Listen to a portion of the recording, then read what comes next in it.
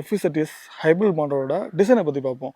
So front சைடில் பார்த்தீங்கன்னா LED headlight கொடுத்துருக்காங்க, சைடில் பார்த்தீங்கன்னா டிஆர்எல் கொடுத்துருக்காங்க. ரெண்டு சைடுமே டிஆர்எல் யூஸ் பண்ணியிருக்காங்க. பார்க்குறதுக்கு கொஞ்சம் அட்ராக்டிவாக புதுசாக இருக்குது. மேலே பார்த்தீங்கன்னா ஒரு சின்ன ஒரு விண்ட்ஷீல்டு கொடுத்துருக்காங்க. இது ப்ரொடெக்ஷன்லாம் பண்ணுமான்னு கேட்டால் கிடையாது.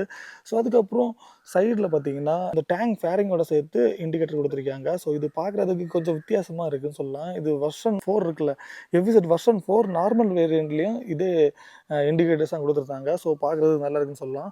ஸோ அப்படியே நீங்கள் வந்து பார்த்தீங்கன்னா ஃபேரிங் இது ஒரு ஃபுல்லாகவே ஃபைபர் மெட்டீரியல்லாம் கொடுத்துருக்காங்க. ஓரளவுக்கு வெர்ஷன் 3 கம்பேர் பண்ணுறப்போ இது கொஞ்சம் குவாலிட்டியான ஃபைபரிங் தான் கொடுத்துருக்காங்க, ஃபைபர் தான் கொடுத்துருக்காங்க. அதே மாதிரி இதில் எஃப்இசட் எஸ்ன்னு சொல்லிட்டு மென்ஷன் பண்ணியிருக்காங்க. இது 3D ஒரு செக்ஷனாக இருக்குது.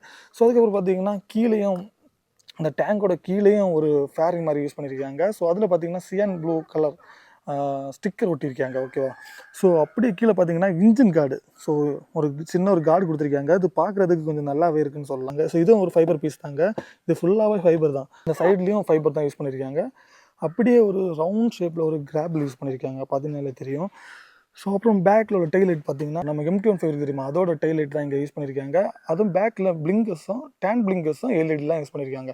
ஸோ இது ரொம்ப குவாலிட்டியான ஒரு டேன் பிளிங்கர்ஸ் மாதிரி இருக்குது. இந்த எஃப்இசட் சீரீஸில் டயர் ஹேக்கர் டிஃபால்ட்டாகவே கொடுக்குறாங்க கைஸ். இது ஒரு நல்ல விஷயம் சொல்லலாம்.